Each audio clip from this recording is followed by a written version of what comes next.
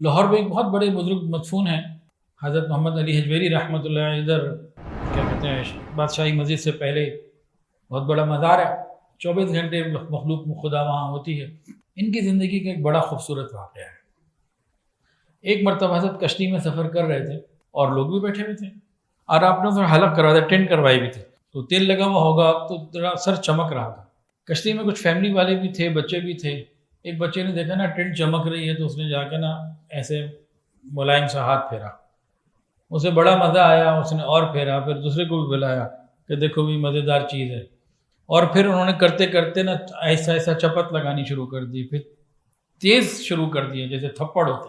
اب بچوں کے والدین کو کیا چاہیے تھا؟ بچوں کو روکتے، سمجھاتے۔ انہوں نے کیا کیا؟ الٹا انجوائے کرنا شروع کر دیا۔ بچے ان کو مار رہے ہیں، آپ خاموشی اور عاجزی کے ساتھ بیٹھے ہوئے ہیں، اور یہ اس کو سچویشن کو انجوائے کر رہے ہیں، قہقہے لگا رہے ہیں۔ اللہ اکبر! کسی اللہ والے کی بے کرامی، اللہ ہماری حفاظت فرمائے، کسی اللہ والے کی بے کرامی سے ہمیں بچا رہے۔ جس طرح سود کے اوپر اعلان جنگ ہے، اللہ والوں کی بے کرامی اور ان کو معاملہ بھی ایسا ہی ہے۔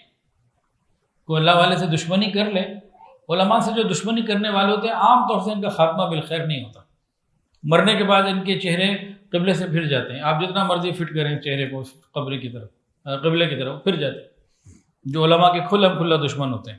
اب کیا ہوا؟